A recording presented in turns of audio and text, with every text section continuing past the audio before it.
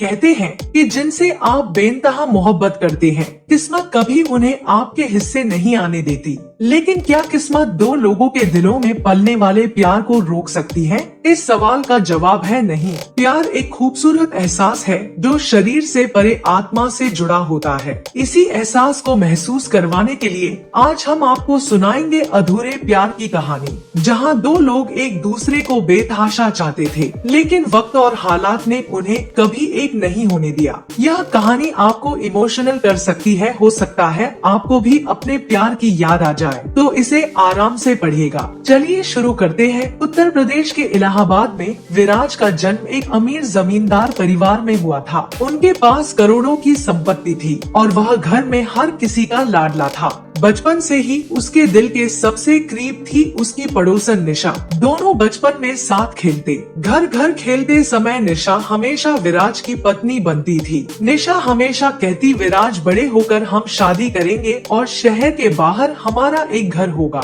वक्त के साथ जवान होता गया विराज और निशा का प्यार। समय बीता, दोनों अब बड़े होने लगे। विराज को उसके घर वालों ने पढ़ाई के लिए अमेरिका भेज दिया। उस समय फोन नहीं होते थे, ऐसे में निशा विराज को चिट्ठियां लिखा करती थी। विराज ने भी उसके खेतों का जवाब दिया, जिन्हें पाकर निशा बहुत ज्यादा खुश थी। वह एक खत को दिन में 5-5 बार पढ़ती थी। निशा बचपन से ही विराज को अपना सब कुछ मान चुकी थी। सालों बाद जब विराज अपनी पढ़ाई पूरी करके अपने घर लौटा तो निशा की खुशी का ठिकाना नहीं था। वह अब जवान हो चुकी थी। उसके साथ ही विराज के लिए उसका प्रेम भी जवान हो चुका था। सालों बाद जब विराज ने निशा को देखा तो उसकी खूबसूरती उसके मन में बस गई। सालों विदेश में रहकर उसने भी निशा दिन रात याद किया था। दोनों अब एक दूसरे के प्रेम में डूब चुके थे। झूठी शान ने थोड़ा निशा का दिल। अपनी बेटी के प्रेम को देखकर निशा की माँ विराज के यहाँ अपनी बेटी का रिश्ता लेकर गई,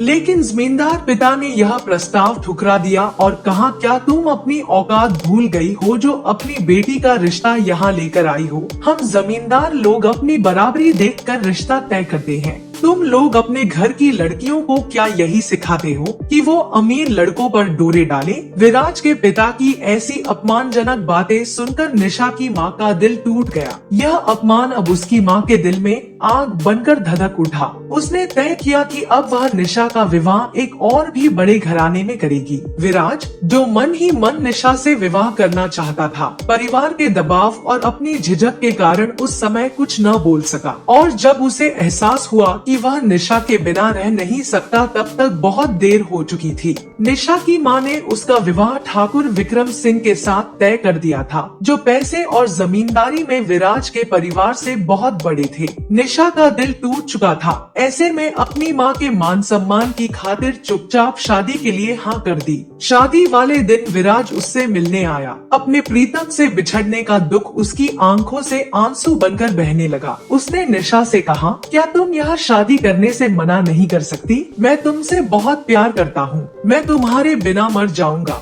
शराब के नशे में डूबा विराज। निशा जो विराज के प्रेम में खुद को खो चुकी थी, यह पल उसके लिए भी आसान नहीं था, लेकिन अपनी माँ के खातिर उसने अपना प्यार छोड़कर कर्तव्य को अपना लिया। निशा की शादी के बाद विराज पूरी तरह से टूट गया। अपने गम को भुलाने के लिए वह शराब के नशे में डूब गया। अब वह दिन रात शराब पीता और निशा को याद करता रहता। उधर निशा के पास सब कुछ होते हुए भी अंदर से वह बिल्कुल अकेली थी। उसका पति उम्र में उससे बहुत बड़ा था और उसने केवल बच्चों की देखभाल के लिए उससे शादी की थी। इतनी बड़ी हवेली में अकेलापन ही उसका साथी था। निशा जब भी अपने पीहर आती तो वह विराज के बारे में हमेशा पूछती। जब उसे उसके पीने की आदत के बारे में पता चला तो उसने उसे समझाया कि वह शराब छोड़ दे, लेकिन उससे अलग होने का गम विराज को इस कदर खाए जा रहा था कि वह पूरी तरह से शराब के नशे में डूब गया। एक दिन जब विराज को लगा कि वह अब और भी जी नहीं पाएगा, तो वह निशा से मिलने उसकी हवेली जा पहुंचा, लेकिन परिस्थितियों ने फिर से दोनों को अलग कर दिया। निशा अपने घर की दहलीज पार न कर सकी। क्योंकि उसी में उसके पति और परिवार का सम्मान था। आखिरकार विराज ने निशा की दहलीज पर आकर अपने प्राण त्याग दिए। अंदर निशा को जैसे दिल की आवाज सुनाई दी। वह दौड़कर बाहर आई, पर तब तक बहुत देर हो चुकी थी। उसकी आंखों के सामने विराज की निष्प्राण देह पड़ी थी। अपने प्यार को मृत देखकर निशा पूरी तरह से टूट गई और बिलख बिलख कर रोने लगी। समाज के डर और झूठे मान सम्मान के कारण विराज और निशा की प्रेम कहानी अधूरी रह गई। और इसी के साथ इस कहानी की है यह एंडिंग होती है। मिलते हैं अगली वीडियो में, तब तक के लिए गुड बाय। आप सभी का बहुत बहुत धन्यवाद इस वीडियो को देखने के लिए।